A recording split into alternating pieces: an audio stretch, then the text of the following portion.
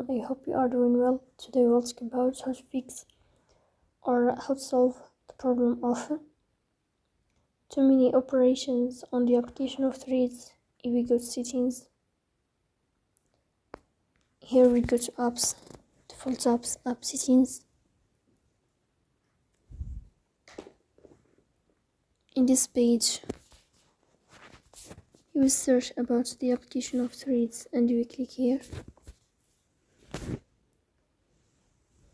Then we go to first stop and we click OK. Here you will enter to storage.